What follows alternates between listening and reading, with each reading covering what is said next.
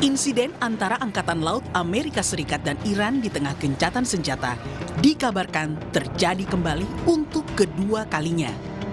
Presiden Donald Trump mengklaim 3 kapal perusak Amerika Serikat sukses melintasi Selat Hormuz meski mendapat serangan dari kapal Iran. Serangan misil berhasil diatasi, sementara kapal boat Iran berhasil dihancurkan.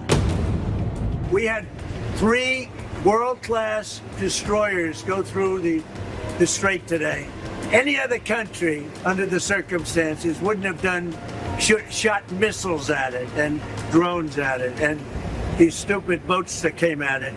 They got blown away in about 2 minutes. Dalam rilisnya, CENTCOM menyebut 3 destroyer yakni USS Truxtun, USS Rafael Peralta, dan USS Mason diserang dengan sejumlah misil, drone, dan kapal boat berukuran kecil saat transit di area yang diklaim laut internasional. AS mengklaim tak ada kerusakan akibat serangan Iran. Selain mengeliminasi serangan, AS juga menghancurkan fasilitas militer Iran yang membantu serangan ke ketiga destroyer. Media penyiaran Iran mengklaim Angkatan Laut Iran menyerang 3 kapal perusak Amerika menggunakan misil anti kapal, rudal jelajah, dan drone. Diklaim kapal-kapal Angkatan Laut Amerika mengalami kerusakan dan dipaksa melarikan diri. Serangan dilakukan merespons tindakan unit militer AS yang hendak menyita sebuah kapal tanker Iran. Insiden melibatkan unit militer AS dan Iran ini merupakan insiden terbuka kedua sejak Presiden Trump melancarkan Project Freedom untuk membebaskan kapal tanker dan kargo yang terjebak di Selat Hormuz. Trump sempat menghentikan sementara operasi ini setelah sebelumnya Trump sempat menangguhkan Project Freedom dengan klaim memberi kesempatan Iran menyelesaikan negosiasi final. Sementara negosiasi dan diplomasi di balik layar antar kedua belah pihak dengan perantara Pakistan makin intens jelang pertemuan tingkat tinggi Donald Trump dan Presiden Xi Jinping di Beijing pekan depan. Menlu Iran Abbas Araghchi memberi sinyal program nuklir Iran jadi bahasan utama dalam negosiasi. نحوه خاتمه جنگ بحث مذاکراتی که جریان داره الان و بحث‌های مربوط به برنامه هسته ایران، برنامه صلح‌آمیز هسته ایران، بحث‌های مربوط به تحریم‌ها. Presiden Trump juga menyinggung program nuklir Iran. Trump mengklaim negosiasi dengan Iran sedang berjalan. Kata Trump, jika kesepakatan tercapai, Iran tak akan bisa memiliki senjata nuklir. No, they want to make a deal badly, and we'll see if we get there. If we get there, they can't have nuclear weapons. Pengamat hubungan internasional berpandangan, meski ada sinyal penghentian permusuhan dan negosiasi antara AS Iran, situasinya sangat rapuh. Setidaknya Amerika ingin menghentikan perang ini secara sementara, dan itu bersambut oleh Iran juga. Nah, tapi situasi ini sangat rapuh menurut saya. Sejumlah media Amerika Serikat menyebut kemungkinan kesepakatan untuk melanjutkan perundingan antara AS dan Iran bakal tercapai dalam waktu dekat. Namun, pernyataan Ketua Parlemen Iran di media sosialnya justru membantah pemberitaan salah satu media AS. Di sisi lain, diplomasi ulang-alik Menlu Iran termasuk yang mutakhir ke Beijing memberi sinyal negosiasi damai tengah diupayakan, berdekatan dengan pertemuan tingkat tinggi AS dan Tiongkok di Beijing 14 hingga 15 Mei mendatang. Selamat malam saudara, bola kembali menggelinding ke hadapan Anda. Insiden baku serang antara unit militer Amerika Serikat dan Iran terjadi kedua kalinya di tengah kemungkinan perundingan putaran kedua. 3 kapal perusak Amerika yang mencoba melintasi Selat Hormuz diserang Angkatan Laut Iran menggunakan misil anti kapal, drone, dan kapal boat. Amerika Serikat mengklaim ketiga destroyer berhasil melintas tanpa kerusakan, bahkan berhasil menyerang balik penyerang. Sebaliknya, Iran mengklaim berhasil mengusir armada laut Amerika Serikat yang hendak menyita tanker. Ketegangan demi ketegangan di Selat Hormuz membuat meja perundingan begitu rapuh, mudah tersandra oleh moncong senjata, potensial pula buntu untuk menegosiasikan isu-isu utama. Mengapa isu program nuklir Iran dan blokade Selat Hormuz berpotensi mengganjal perdamaian dan pengakhiran perang? Saudara, inilah Bola Liar bersama saya, My Sister Tarigan. Kita bahas topik kita malam ini dengan sejumlah narasumber yang sudah hadir di studio. Saya menyapa Majen Purnawirawan Budi Pramono, Atas Pertahanan RI untuk Iran 2009-2012. Selamat malam, Pak Budi. Clay Priyatna, analis geopolitik dan politik luar negeri. Selamat malam, Pak Priyatna. Selamat malam. Riko Marbun, Omnus Rajatman School of International Studies, NTU. Selamat malam, Bang Riko. Malam. Marsma Purnawirawan Agung Sasongko Jati, pakar strategi PPAU alumnus US Air War College. Selamat malam, Pak Agung. Angel Damayanti, Guru Besar Kementerian Internasional UKI. Selamat malam, Pak Angel. Malam, Mbak. Selamat Ginting, pakar politik dan militer UNAS. Selamat malam, Pak Ginting. Malam. Di floor saya menyapa senior saya Antonius Tommy, wartawan harian Kompas. Selamat malam, Bang. Langsung kita lihat bagaimana Amerika Serikat dan Iran saling mengklaim menang, saling bilang mereka unggul. Dijelaskan oleh Pak Agung, silakan kira-kira mengapa, bagaimana mungkin petanya ya di Hormuz kemarin, karena keduanya bilang unggul. Terima kasih. Jadi kondisi pada tanggal 6, tanggal 5, 6, 7, 8 sampai sekarang adalah ada 2 kapal induk, yaitu US Abraham Lincoln dan George W. Bush. Kemudian kapal marinir Bataan, Tripoli, dan di sini ada US Boxer menjaga di Laut Merah. Nah, tetap di sini ada rudal-rudal Iran tetap menjaga rudal jelajah antar pantainya 200 nautical mile, dan juga di sini di Houthi di Yemen ya, di sana. Kemudian ditambah rudal lainnya ya, rudal balistik dan hypersoniknya tetap mengancam. Karena itu kapal-kapal ini berada di luar radius 250 nautical mile atau sekitar 370 km dari pantai Bandar Abbas. Nah, yang terjadi adalah pada tanggal 6 itu kan Project Freedom ya. Itu ada kapal yang mengharas masuk, yang kita lihat di TV, dikawal oleh kapal kecil cepat, kemudian disuruh pergi kan. Ada semacam pengakuan satu bisa masuk padahal tidak. Nah, di situ ada kapal lewat. Jadi di sini ada 2 kapal berhasil lewat. Lewatnya pecah sepengetahuan Iran. Namun pada saat lewat itu kapal-kapal itu disambut sama kapal dari perusahaan Amerika yang kemudian agak diganggu dengan kapal-kapal kecil. Itu tanggal 6. Tanggal 7 kembali lagi kapal itu masuk ke sini, kapal-kapal 3 kapal nggak salah. Nah, saat itu ada satu tanker namanya MT Husna dari Iran yang nggak mau berhenti kan. Kapalnya kosong sebenarnya, nggak tahu gimana, mungkin untuk mancing ya. Kosong, keluar menuju Laut Oman, ngapain? Kemudian ditembak oleh F-18 Hornet dengan menggunakan PKSW, jadi menggunakan roket ya, sudah roket tapi diberi pengendali, diberi dengan inframerah pengendali. Jadi daya ledaknya cuma 4 kg warheadnya atau hulu ledaknya, sehingga cukup untuk merusak radar atau merusak di belakang sini. Jadi di belakang kapal sini dirusak, kelihatan ya, dibidik, rusak, dia berhenti. Nah, pada saat itulah maka dibalas oleh Iran dengan menembakkan rudal dan drone, tidak tahu persis seperti apa. Menurut laporan sih ada ledakan di situ. Nah, tapi kapal itu langsung balik segera, cuman bisa dideteksi kapal-kapal itu ditangkap oleh radar, di lock on oleh radar-radar yang berada di sini, berada di Bandar Abbas dan di Pulau Kesam ya. Nah, kemudian yang terjadi adalah pada siangnya F-18 yang sama dari USS Abraham Lincoln terbang dengan menghantam sini. Tapi pada hari itu juga sudah ada pengumuman dari Saudi dan dari Kuwait. Kuwait mana ya? Oh, di sini Kuwait, untuk tidak mengizinkan penggunaan kapal pesawat tankernya, digunakan tankernya. Kenapa? Karena kapal-kapal ini kalau dia terbang pesawat ke sini itu nggak cukup. Berarti harus ada tanker sini yang terbang memberi refueling di atas Laut Oman, tetapi tidak izinkan. Artinya apa? Saudi dan Kuwait tidak mendukung. Namun kan sudah telanjur diserang nih. Tidak tahu serang itu berhasil atau tidak. Mungkin berhasil ya. Karena sehari sebelumnya ada tembakan peringatan, itu tidak ada balasan karena nggak kena kan. Tapi kayaknya kena ya. Sehingga akhirnya dilaksanakan serangan. Mungkin tadi dijelaskan sama beliau nanti di mana serangannya. Itu terhadap apa? Karena dari sini dia memancarkan sinyal radar menggunakan continuous wave. Yaitu menggunakan siap untuk menembak. Padahal Irannya juga mungkin tidak menembak atau bagaimana. Akhirnya dibalas dengan menghantam sasaran ini menggunakan pesawat F-8 Hornet, tapi sekarang menggunakan JSM, Joint Attack Stand-Off Missile, yang bisa jaraknya tepat 3 dari jarak jauh bisa ditembak. Ya itu lumayan juga, cuman katanya Iran lagi kembali itu tidak kena kepada radar, itu kena ke sasaran sipil.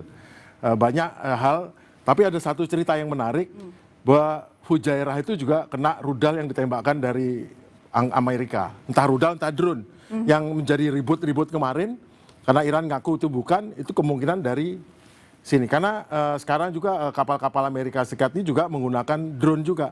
Jadi selain menggunakan rudal ini, dia menggunakan drone. Nah mungkin juga salah satu drone-nya ke sini. Tapi kita tidak tahu persis, sampai nanti mungkin di kemudian hari kita akan tahu apa yang terjadi sesungguhnya. Oke, baik. Bang Riko, jadi menurut Bang Riko, apakah ini merupakan proses coba-coba untuk threshold jangan sampai terjadi perang, misalnya perang terbuka? Silakan Bang. Oh, nanti yang depan.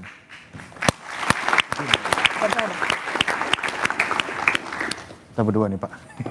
Jadi sebenarnya kan kalau kita bicara Selat Hormuz ini, ya, Selat Hormuz ini kalau digambar ini kan agak kecil ya.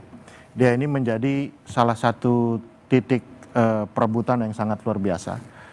Hampir 27%, 20-27% minyak dunia lewat sini, 30% pupuk lewat sini. Dan ini panjangnya, lebarnya Selat Hormuz ini kurang lebih itu sekitar 39 km. Ya, itu kalau di Selat Jawa itu bisa ada perlombaan renang itu 39 km, jadi orang berenang aja bisa. Ya. Dan ini secara topografi ya di sepanjang pantai di Iran ini gunung-gunung. Ya, jadi di pegunungan ini mereka bisa taruh sistem persenjataan yang tersembunyi dan tidak mudah dihajar oleh musuh. Nah, Selat Hormuz ini sekarang, kalau dulu ada konflik antara Iran dengan Amerika atau Iran dengan dunia internasional, itu penguasaan Selat Hormuz itu hanya teori. Teori ya, jadi misalnya kita tutup Selat Hormuz, itu teori. Sekarang sudah jadi praktek. Oke, jadi apakah ini merupakan upaya threshold? Kenapa kira-kira ada insiden ini? 2 kali soalnya. Jadi ini kan perebutan Selat Hormuz ini menjadi perebutan kunci negosiasi, ya. Karena kalau siapa yang bisa menguasai Selat Hormuz sekarang ini menjadi kunci utama negosiasi menuju negosiasi nuklir, begitu, ya. Karena terbukti Amerika dengan seluruh kekuatannya, dengan seluruh blokadenya, itu ternyata tidak bisa menembus Selat Hormuz sampai sekarang dan tidak bisa menguasai. Artinya tidak ada kapal yang bisa masuk dan tidak ada kapal yang bisa keluar dengan seluruh persenjataannya. Setidaknya ada 2 insiden, ya kan, tanggal 4 sampai tanggal 5 dan yang terakhir 7 sampai 8. Nah, 2 insiden itu kita bisa melihat membacanya 2 hal. Satu, bisa jadi memang seperti yang dikatakan oleh Pete Hegseth ya, Menteri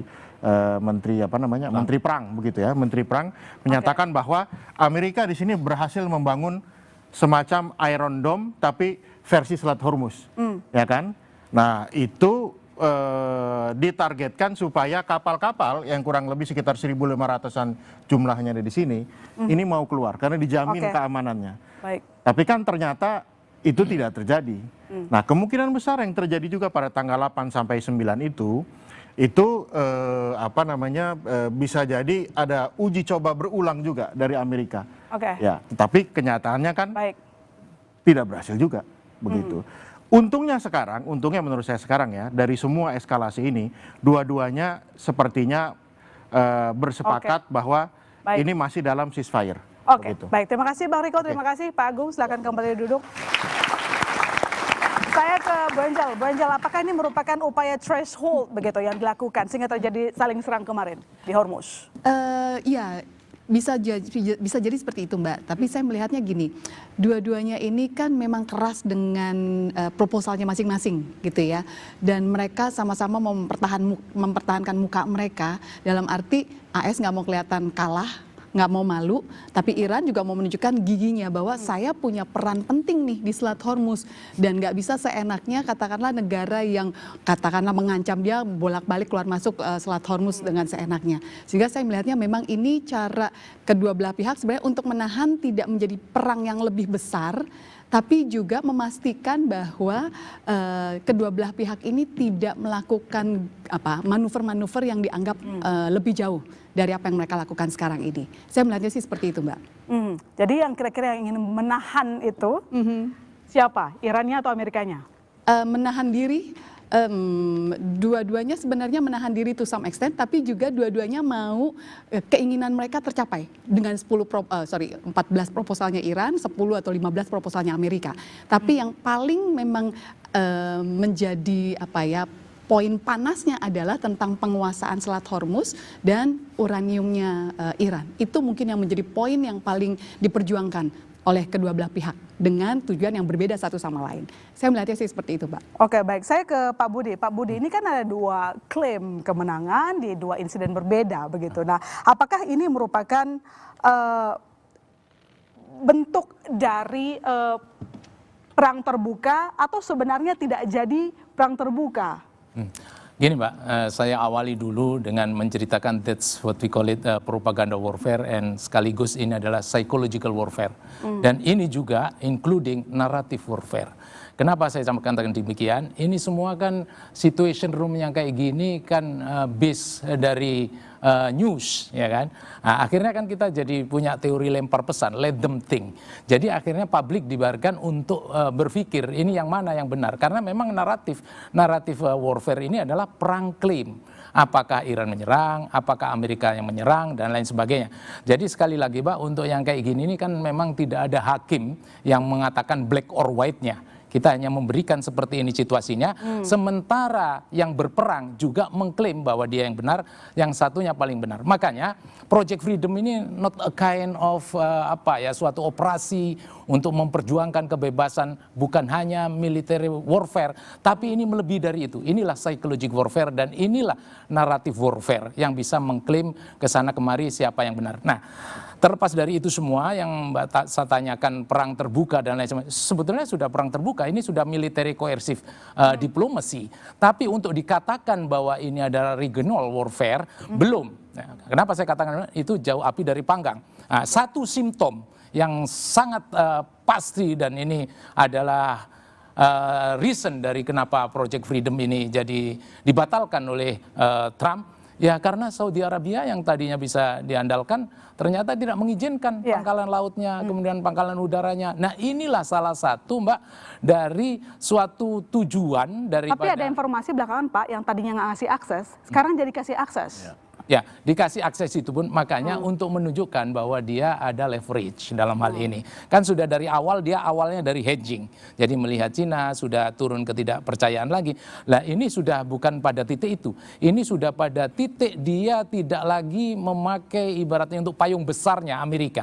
Dan ingat Saudi ini siapa? Saudi ini adalah ketua kelompoknya dari negara-negara Teluk tentunya. Kalau dia mengatakan tidak bisa dipakai, ya maka tidak bisa. Dan ini adalah salah satu ciri daripada Project Freedom, di mana ketika kita bicara Project Freedom, apa sih? Kita bicara pangkalan. Kita bicara apa sih? Kita bicara akses udara.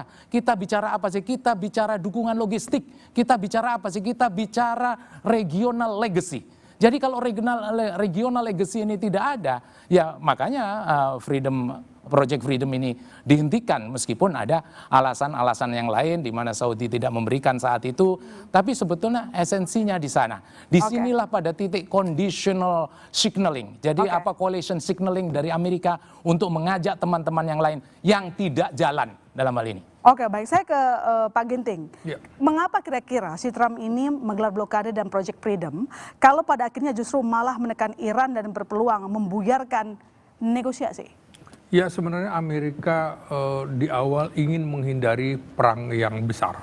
Tapi kemudian ini akan berdampak mahal secara ekonomi dan politik terutama di dalam negeri.